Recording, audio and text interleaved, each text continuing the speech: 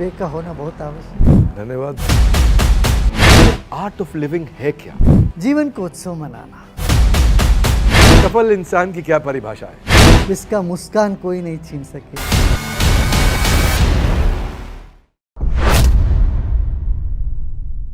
हाँ जी, तो आज के मेहमान की बात करूं, जिस उम्र में बच्चा बोल नहीं पाता, माँ और बाप उस उम्र में शुरू कर दिया इन्होंने गीता का जाप। जिनसे मिलने वाले कभी दोस्त की तरह समझाते, कभी शांति दूत बन जाते, समाज में ये बड़ी बड़ी मुसीबतों का मांझा सुलझाते हैं। आज जिनसे मिल रहे हैं उनका थंबनेल पे आपने पिक्चर देख लिया। ये एक व्यक्ति के रूप में इनका जन्म हुआ था, व्यक्तित्व के रूप में लोग इनको जानते हैं और आज विचार के रूप में ये स्थापित हो चुके हैं। हम आ चुके हैं बैंगलोर में। नमस्कार, मैं विवेक बिंद्रा बोल रहा हूं, फाउंडर एंड सीईओ बड़ा business.com। वेलकम टू द बड़ा भारत शो। ऐसे लोग जो भारत को बड़ा भारत बनाते हैं, उन्हीं की कहानियां हम आप तक पहुंचाते हैं। आइए मिलते हैं Padma Vibhushan, second highest civilian award, और कोलंबिया का, मंगोलिया का, पैराग्वे का highest civilian award, 23 honorary doctorate degree, 156 देशों के अंदर आपके मंदिर, आपकी संस्थाएं काम कर रही हैं। हम मिलने जा रहे हैं हिज होलीनेस श्री श्री रविशंकर गुरुदेव से। आपका बहुत बहुत स्वागत है। नमस्कार। I am so excited to meet you today. इतना मैं खुश हूं। सबसे पहले मैं जानना चाहता हूं कि ये आर्ट ऑफ लिविंग है क्या, जीने की कला जो आपने पूरी दुनिया तक पहुंचाई। अगर आप एक लाइन में समझाएं तो क्या कहना चाहेंगे? जीवन को उत्सव मनाना, जीवन का उत्सव मनाना, जीवन को सम्मान करना। हम जीवन की जो एक्सेसरीज है, उसकी उपकरण है, उस पर ज़्यादा उलझे रहते हैं, पर जीवन पर हम ध्यान नहीं देते। भगवान कृष्ण ने गीता में कहा, मैं जीवन हूँ, मैं चेतना हूँ, प्राणियों में मैं चेतना हूँ। उस चेतन सत्ता को जानना ही जीवन जीने की कला है। Very good. लेकिन क्या कोशिश करते हैं लाइफ को करने की सेट, फिर भी रहते हैं थोड़ा अपसेट, और जेलसी, हेट्रेड, ईगो, इतना वायलेंस, कंपटीशन। खुश रहने का कैसे रखे मिजाज? आपकी इतनी सुंदर स्माइल के पीछे क्या है राज? तो मैं आपसे पूछना चाहता हूँ, हिज होलीनेस, सब पता है लेकिन क्यों नहीं पता है कि खुशी का पता कहाँ है? तो मैं ये खुशी का पता जानना चाहता हूँ आज आपसे। इसी को ज्ञान बोलते हैं, इसी को विद्या बोलते हैं। बाकी सब अविद्या है। विद्या उसी को कहते हैं जो आपको अपने से मिला दे, आपके भीतर जो खुशियों की फवारा है उसको खोल दे, वही अध्यात्म है। अध्यात्म के बगैर विवेक चैन नहीं है जी। व्यक्ति बेचैन है तो वो इस ऊंचाई की तलाश में बेचैन है। वो इधर उधर खोजता है जहाँ वो नहीं मिलता। समझ रहे ना?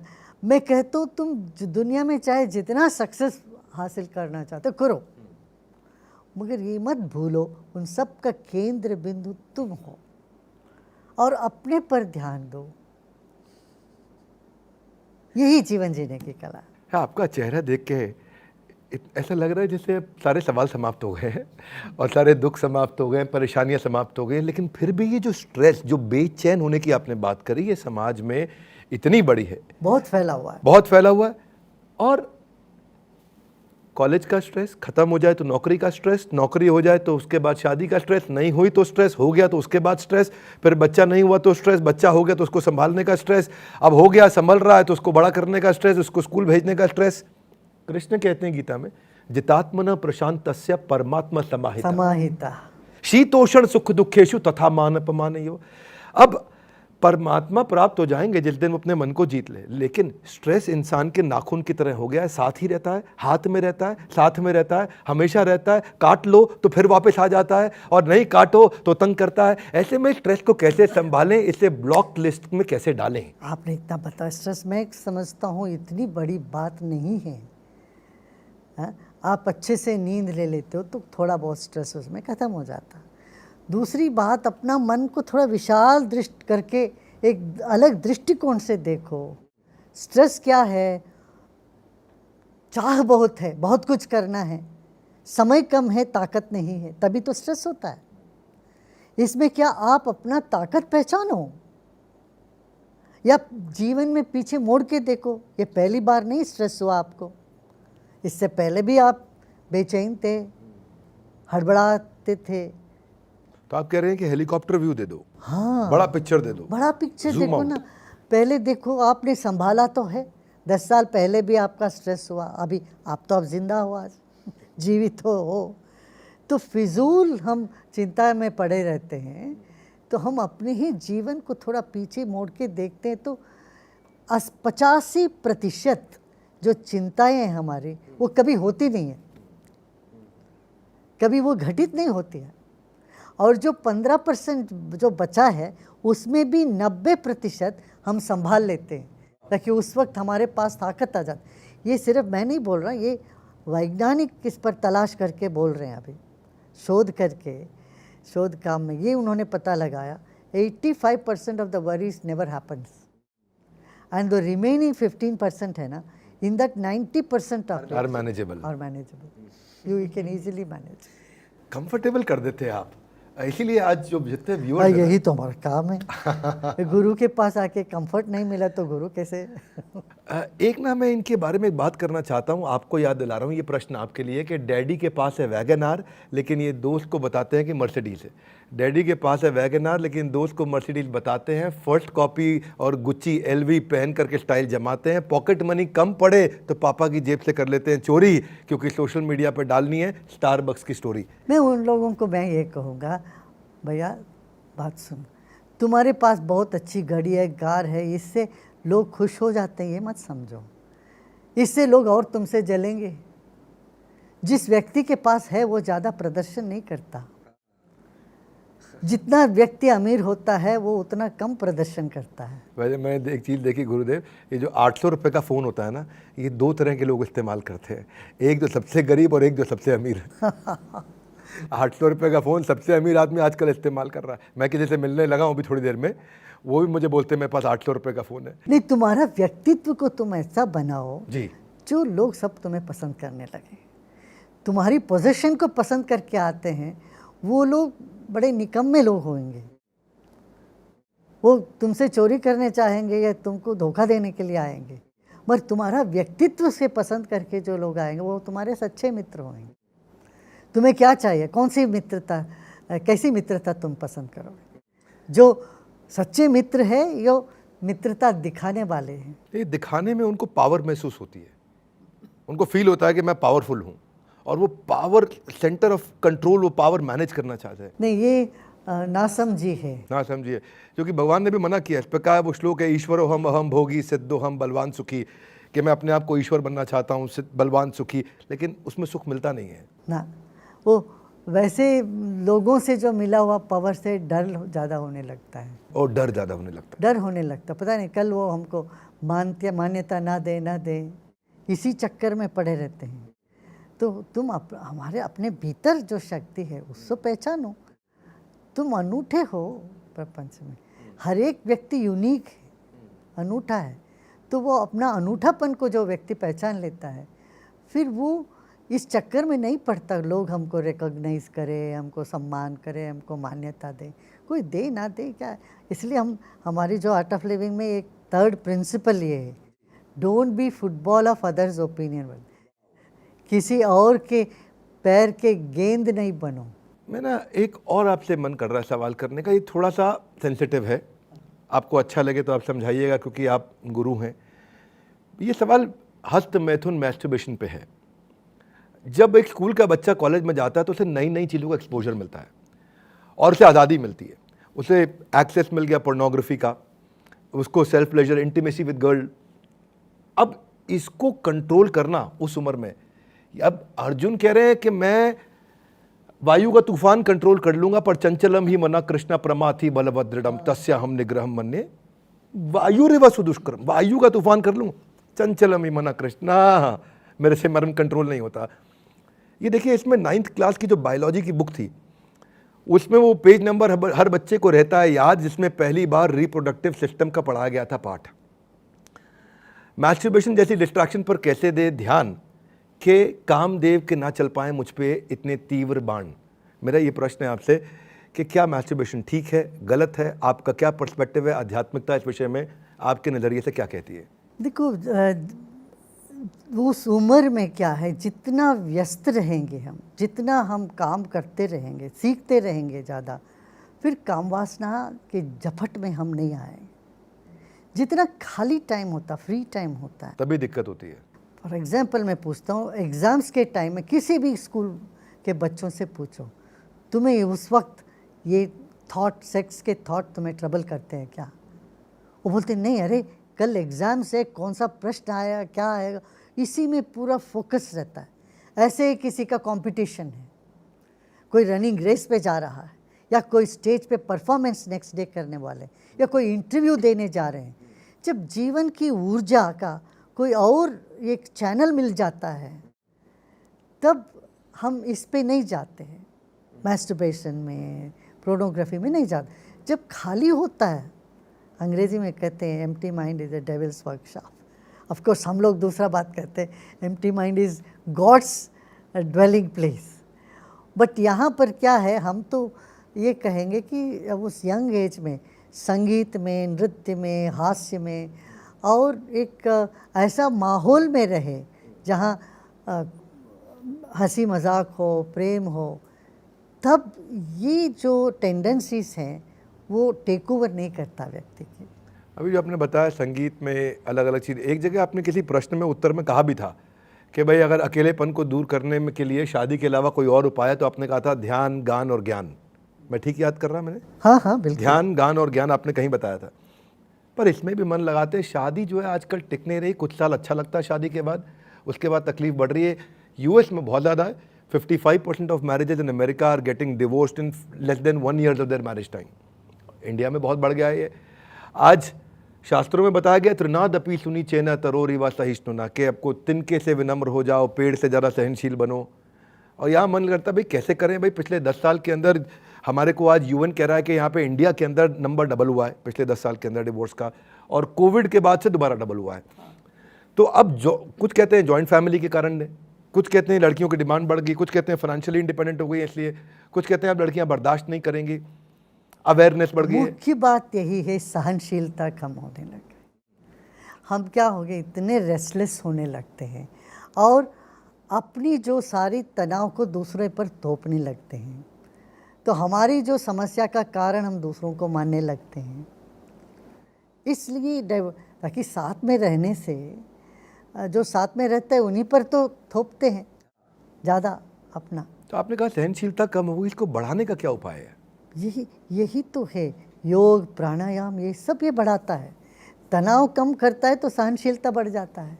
अब क्या देखिए, यूथ में 2 बात हुई, एक तो डाइवोर्स, दूसरा सुइसाइड केस बहुत ज़्यादा हो गया है, बहुत ज़्यादा बढ़ गया। आपने पीछे ड्रग्स पे भी काफ़ी काम किया, मुझे पता लगा। इसमें यही, एक तो अग्रेशन, आक्रामक मानसिकता, दूसरी तरफ से है ये डिप्रेशन, मानसिक अस्वस्थता।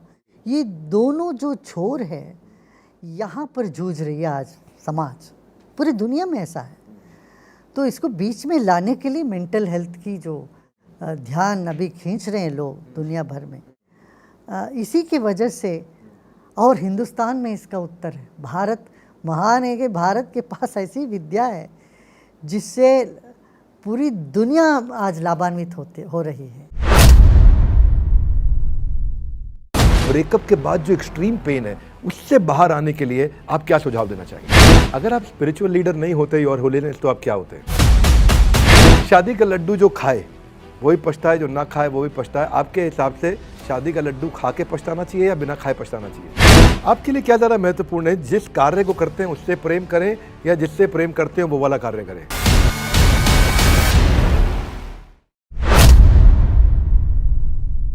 आजकल कॉलेज लाइफ में लिव इन रिलेशनशिप हो रही है। योर होलीनेस हालत ऐसी है कि breakup patchup, breakup patchup, breakup patchup. और यंगस्टर्स का अगर ब्रेकअप होता है तो ना उनका पढ़ाई में मन लगता है, ना उसके बाद शराब पीता है, रात भर जागता है। वो कहते हैं कि ब्रेकअप के बाद वो बहुत तकलीफ में जाते हैं, देवदास बन बहुत जाता है। परेशान में। शराब की बोतल घाव नहीं भरा करती, ब्रेकअप से ज़िंदगी इतनी ज़्यादा नहीं थका करती कि इतना बढ़ जाता है उसकी हार का कद कि वो करने लग जाता है सारी की सारी पार हद। पता नहीं, मैं ऐसे राइमिंग करने का ट्राई कर रहा हूँ, पर मैं ये ज़रूर कहना चाहता हूँ कि ये ब्रेकअप के बाद जो एक्सट्रीम पेन है उससे बाहर आने के लिए आप क्या सुझाव देना चाहेंगे? सुदर्शन क्रिया। सुदर्शन क्रिया हम यही कहते हैं यहाँ पर, जो ब्रोकन हार्ट को हम हील करते हैं, रिपेयर कर देंगे, तुम आ जाओ।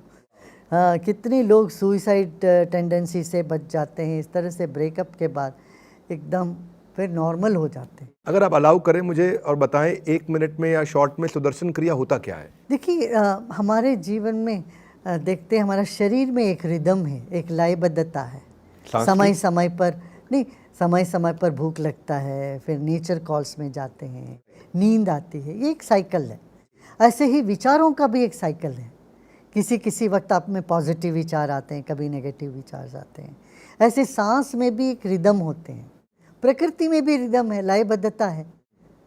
गर्मी के बाद फिर वसंत ऋतु के बाद गर्मी, गर्मी के बाद फिर फॉल आते हैं, फिर शरद ऋतु, बारिश, फिर हेमंत ऋतु। जैसे ऋतु में परिवर्तन है, प्रकृति में परिवर्तन है, शरीर में है। ये सारे रिदम को वो एक लयबद्धता में लेके आते। सांस के जरिए हम अपने मन की जो गहराई में उतर कर वहाँ की जो तनाव है भरा हुआ, पता नहीं पुराने जो संस्कार पड़े हुए, वो सब को हम बाहर निकालते। इसलिए क्या होता है, बिल्कुल ताजगी महसूस होने लगता है, प्रसन्नता, ताजगी सब। आपके कितने % डिसाइपल्स आप महसूस करते हैं कि वो सुदर्शन क्रिया करने के बाद अब टेंशन में नहीं रहते हैं, या वो उन्हें गुस्सा नहीं आता, या वो झगड़ा नहीं करते हैं? नहीं, मैं ये कहूँगा कि उनके पास एक टूल आ गया अभी, जिससे मान लो गुस्सा आता भी है, फिर वो तुरंत वापस आ जाते। नहीं तो क्या होता है, गुस्सा आपके मन में आता है तो वो बना रहता बहुत दिन तक। अब ये जो ध्यान साधना करते हैं उससे मिनटों में हम बाहर आ जाते हैं। ये तो बहुत लाखों करोड़ों लोगों से लाभान्वित हुए हैं। तो आप ये कहते हैं कि गुस्सा आना बंद नहीं होगा, लेकिन आप गुस्से से नहीं, बाहर आ बंद सकते होता हैं। है, अच्छा। कम होता है, बंद होता है, मगर ऐसे कुछ किसी किसी को नहीं भी बंद होता है, तो मगर उनको अपने ऊपर काबू में आ जाते हैं वो।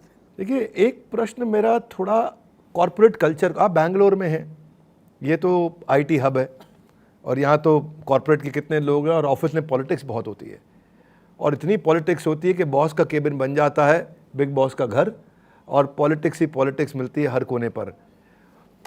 कृष्ण बताते हैं इस विषय में कि अद्वेष्टा सर्वभूतानां मैत्र करुणा एव च, कि हमारे अंदर द्वेष नहीं होना चाहिए, मैत्र सबके मित्र बने, करुणा एव च, इस सबके साथ अच्छा रिश्ता बने, निर्ममो निरहंकार। बड़ा अच्छा श्लोक है भगवद्गीता में। आपसे अगर मैं पूछूं कि इसका एप्लीकेशन क्या होना चाहिए, ऐसे श्लोकों का और ऐसे ज्ञान का एप्लीकेशन कैसे आप अपनी भाषा में देंगे कि एक आदमी पॉलिटिक्स से बाहर निकले और वो उसको अफेक्ट ना करे? एक बात यह है, जहाँ जहाँ लोग होते हैं वहाँ पॉलिटिक्स होगा। तो जब हम कहते हैं ये पॉलिटिक्स हो रहा है, हम क्या कर रहे हैं, अपने आप को अलग कर रहे हैं, डिस्टेंसिंग कर रहे हैं, टैग कर रहे हैं। एक परिस्थिति या व्यक्ति को हम टैग कर देते हैं, उन पर लेबल लगा देते हैं, ये पॉलिटिक्स कर रहे हैं। तब हमारी जो मानसिकता है ये अलग हो जाती है, लोगों से कटने की हो जाती है, जुड़ने की नहीं होती है। मैं ये कहता हूँ कि तुम ये लेबल मत लगाओ, ये पॉलिटिक्स है। उनके शू पर, उनके स्थान पर खड़े होकर देखो परिस्थिति को। अपना दृष्टि जब विशाल होता है तो हमको लगता हर एक व्यक्ति जो कर रहा है वो सही कर रहा है अपनी जगह पर। तो इस तरह से हम अपनी दृष्टिकोण बदलें, फिर हम किसी भी परिस्थिति से भागेंगे नहीं, भगोड़ी नहीं बनेंगे। भगोड़ी बनने से कुछ प्राप्त नहीं कर पाएंगे। अपने दृष्टिकोण को बदलें, ये दृष्टिकोण बदलें, और जहाँ पॉलिटिक्स होता है वहाँ रह के, उस बीच में रह के जीतना चाहिए। आप उससे इन्फ्लुएंस मत हो जाओ, उस परिस्थिति को तुम इन्फ्लुएंस कर सकते हो, मैं ये कह रहा हूँ। मतलब बड़ा आइडियलिस्टिक आंसर तो है, अगर अप्लाई करेगा तो आदमी को सफलता मिलेगा। सफल व्यक्ति सब ये अप्लाई करते ही हैं, सफल सब अप्लाई करते हैं, और सफल होने का चाह तो हर एक व्यक्ति में होता ही है। और एक्सटेंड करता हूँ इसको, नेगेटिविटी की तरफ मन जल्दी आकर्षित हो जाता है, नेगेटिव कंटेंट की तरफ जल्दी आकर्षित होता है। कृष्ण कहते हैं यतो यतो निश्चलति मना चंचलम अस्थिरम ततो ततो, जहाँ जहाँ मन जाएगा वहाँ से वापस लाओ, क्योंकि मन तो चंचल अस्थिर है। नेगेटिविटी इतनी जल्दी चलती है कि गलत की ओर खींचे जाना एक बीमारी है। नहीं, उसका ये स्वभाव ही ऐसा है भाई। आप 10 अच्छे कॉम्प्लीमेंट्स, आपको 10 प्रशंसा आप सुन ले, और एक डेरोगेटरी नेगेटिव रिमार्क आप पर लग जाए, ठीक बात है, तो आप उसी को पकड़ के रखोगे। ये हमारा मन का, चित्त का नेचर ही ऐसा है, इसका स्वभाव ही ऐसा है। जब हम इतना जान लेते हैं, अरे हमारे जीवन में 80% अच्छी अच्छी बातें हैं, वो 20% कुछ अनहोनी अनचाही चीज़ें भी होती हैं। और हम उन्हीं को पकड़ के बैठे रहे हैं। यही तो विवेक है। ये विवेक तो यही है। तो ये जान लेना, और विवेकहीन व्यक्ति को तो ना समाज में सुख है, ना यहाँ का सुख है, ना पर का सुख है। तो इसलिए विवेक का होना बहुत आवश्यक है। धन्यवाद, बिल्कुल आवश्यक है। और आप आशीर्वाद दीजिए कि हमारे में भी कुछ विवेक आए और हम और आगे बढ़े, लोगों की मदद करें, उनको इम्पैक्ट करें।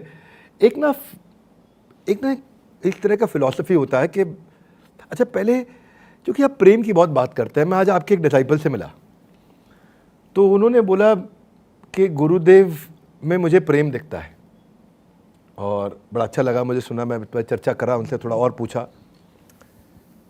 तो देखिए, दो तरह की बातें होती है। एक है ब्रजमंडल में चंद्रावली और एक है श्रीमती राधा रानी। चंद्रावली कहती है तदीयता, मैं कृष्ण की हूं। श्रीमती राधा रानी कहती है मदीयता, कृष्ण मेरे हैं। तो कौन, चंद्रावली के कृष्ण के साथ संबंध में रिस्पेक्ट है, मैं कृष्ण की हूं, और इधर अगर राधा रानी के रिलेशनशिप को देखें तो वो लव है, कृष्ण मेरे हैं, प्रेम है।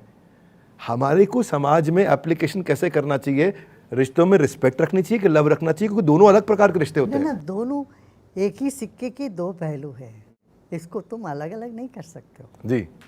जहाँ प्रेम होता है वहाँ आदर भी होगा, और जहाँ आदर होता है वहाँ प्रेम अपने आप होने लग जाएगा।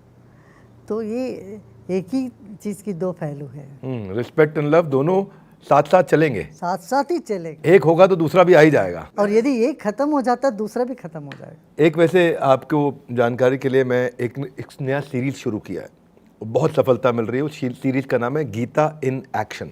गीता को जीवन में कैसे उतारें। मैं स्टेडियम्स में करता हूँ। आज आप सब हमारे भक्तों की कृपा से, व्यूअर्स की कृपा से, और आप सब संत जनों की कृपा से आज हमारे लगभग 40 मिलियन टोटल हमारे सब्सक्राइबर्स हो गए, और 600 मिलियन का वीडियो व्यूज़ हो गया हमारा monthly active user. Geeta in action series बहुत अच्छा चल रहा है, और अब हमें संत लोगों का आशीर्वाद चाहिए होता, तो आपसे आज थोड़ा लालच भी है मेरा कि आप आशीर्वाद भी दीजिए कि हम लोगों तक ये मैसेज पहुंचा सके कि भगवत गीता आपके जीवन को सुधारने में मदद करेगी। अवश्य अवश्य करना चाहिए। देखिए, जो भी चीज़ सुधार लाती है उसका एक ठोस न्यू होता है, बैकग्राउंड होता है। तो हमारे जो ग्रंथ है, हमारे जो फिलॉसफी है, वो जब तक इस तरह की एक अनादि काल के जो चले आ रहे परंपरा से नहीं जुड़ी होती है, फिर वो मजबूत नहीं होता, वो शाश्वत नहीं होता। वाह, क्या बात। जो अनादि है वही अनंत काल तक चले। हाँ, अनादि जाएगा अनंत तक। बहुत सुंदर, थैंक यू। तो इसलिए आप अवश्य करो, इससे लाखों करोड़ों युवाओं को लाभ मिले और सब खुशहाली अनुभव करें जीवन में, सब प्रसन्नता अनुभव करें, और इससे ज़्यादा क्या है। 4-5 मैं रैपिड फायर क्वेश्चन करना चाहता हूँ। हाँ हाँ बिल्कुल। पहला प्रश्न है, आपको तो सब प्यार करते हैं, आप किससे प्यार करते हैं? सबसे करता हूँ। करोड़ों लोग आपको दुनिया में फॉलो करते हैं, आप किसको फॉलो करते हैं? मैं फॉलो करता हूँ तो सत्य के मार्ग पर, ज्ञान के मार्ग को फॉलो। अगर आप स्पिरिचुअल लीडर नहीं होते योर होलीनेस, तो आप क्या होते हैं? अभी भी मैं कहाँ स्पिरिचुअल लीडर हूँ। मैं अपने लिए तो कोई स्पिरिचुअल लीडर नहीं मानता। मैं जो हूँ सो हूँ। अच्छा, एक सफल इंसान की क्या परिभाषा है? जिसका मुस्कान कोई नहीं छीन सके, अरे वाह। जिसकी आत्मविश्वास कोई नहीं डगमगा सके। तो क्या श्री श्री के मुस्कुराते चेहरे पर भी कभी दुख की शिकन आती है? दुखियों को देखने से दुख तो हमें भी लगता है, हम कोई पत्थर थोड़ी ना है। वाह। मगर हम है शीशे जैसे, जो सामने जैसा होता है उसको तो प्रतिबिंबित होना पड़ता। आप दुनिया को जोड़ने की बहुत बात करते हैं, मैंने इसे बात सुना, आपका सबका डर दूर करते हैं। क्या हिज होलीनेस को भी, योर होलीनेस को भी किसी बात का डर लगता है? तब तो मैं यहाँ बैठ ही नहीं सकता।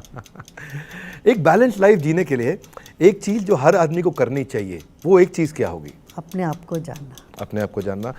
और एक ऐसी चीज़ जो उसको नहीं करनी चाहिए ताकि उसका जीवन बैलेंस रहे। आप ये नहीं पसंद करते जो लोग आपके साथ करें, वो दूसरों के साथ आप मत करें। लाखों लोग आपसे आके लाइफ लेसन्स लेते हैं। योर होलीनेस, क्या आपको भी किसी ने कोई ऐसी एडवाइस दी जिसको आप आज भी बहुत पसंद करते हैं? अरे वो एडवाइस मैं याद रखता हूँ। ना, मैं एडवाइस पर डिपेंड ही नहीं करता हूँ। मेरा जो एक्शन है वो स्पॉन्टेनिटीली होता है। मैं कभी कोई चीज़ प्रिपेयर नहीं करता हूँ। शादी का लड्डू जो खाए वही पछताए, जो ना खाए वो भी पछताए। आपके हिसाब से शादी का लड्डू खा के पछताना चाहिए या बिना खाए पछताना चाहिए? देखिए, दो तरह के लोग होते हैं। जो शादी करके भी खुश रहते हैं, बिना करके भी खुश रहते हैं। दूसरे लोग शादी करके भी दुखी हैं, अकेले होके भी दुखी रहते हैं। मैं कहूँगा पहले जो वर्ग के लोग हैं वो बन जाओ आप। शादी करो या ना करो, खुश रहो। आप इतना दुनिया भर में ट्रैवल किया और आप आज आर्बिट्रेशन एक्सपर्ट हैं दुनिया के। कोई ऐसा भी कंट्री है इंडिया के अलावा जो आपको सेकंड होम लगता हो? मैं जहाँ भी जाता हूँ वहाँ अपनापन मुझे महसूस होता है और लोग भी मुझे ऐसे ही समझते हैं। हमें कोई फॉरेनर करके किसी भी देश में लोगों ने नहीं माना, अपना ही मानते थे। आपकी इतनी स्ट्रेंथ है, दुनिया आपकी स्ट्रेंथ जानती है, दुनिया में आपने इतनी सेवा करी, आज सैकड़ों देशों में आपकी प्रेजेंस है, आप दुनिया में ट्रैवल करते हैं, पर क्या आपकी कोई वीकनेस है? मेरी वीकनेस है कि मैं गुस्सा दिखाता हूँ तो ज़्यादा देर उसको रख नहीं पाता हूँ।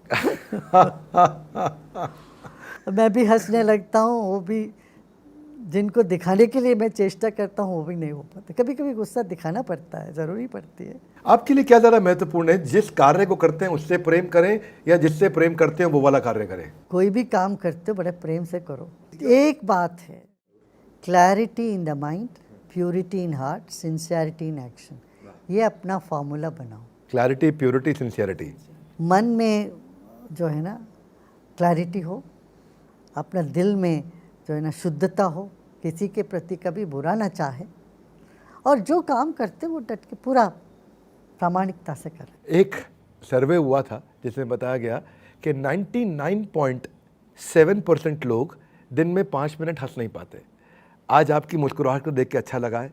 मैं क्विकली इसको क्लोजर की तरफ लेके चलता हूँ। कहते हैं being simple is not that simple, being simple is not that simple, पर आपके चेहरे पे हमेशा रहता है वो मुस्कुराहट का डिम्पल। तो आपने भारत की संस्कृति और योग और आध्यात्म को दुनिया के कोने कोने तक पहुंचाया, आपने भारत को बड़ा भारत बनाया। आज हमारे साथ जुड़कर इस मंच की शोभा बढ़ाने के लिए आपका हृदय की गहराई से प्रेम पूर्वक बहुत बहुत धन्यवाद। बाकी लोगों को मैं ये कहना चाहता हूँ, छोटा हो या बड़ा हो, सिंगल हो या शादीशुदा हो, जॉब करता हो या बिजनेस करता हो, लिमिटलेस लर्निंग्स हैं इस वीडियो में सबके लिए। तो इस वीडियो को आपको सही व्यक्ति तक पहुंचाना, नंबर 1। 2, नीचे आकर के आपको 3 लर्निंग्स अपने लिए ज़रूर लिखनी है कमेंट बॉक्स में कि आपकी टॉप 3 लर्निंग्स क्या थी। बस थोड़ा सा इंतज़ार, आ गया एक और बड़ा बुधवार। बताइएगा कमेंट बॉक्स में अगले हफ्ते आप किनसे मिलना चाहते हैं। आपने रिक्वेस्ट किया था कि आप हिज होलीनेस श्री श्री रविशंकर गुरुदेव से मिलें। आज मैं आपकी इस रिक्वेस्ट के कारण खुद अपना शुद्धिकरण महसूस कर रहा हूँ। हमारे साथ जुड़े रहने के लिए, इस वीडियो को अंत तक देखने के लिए आप सबका हृदय की गहराई से प्रेम पूर्वक बहुत बहुत धन्यवाद। हिज होलीनेस आपका विशेष धन्यवाद।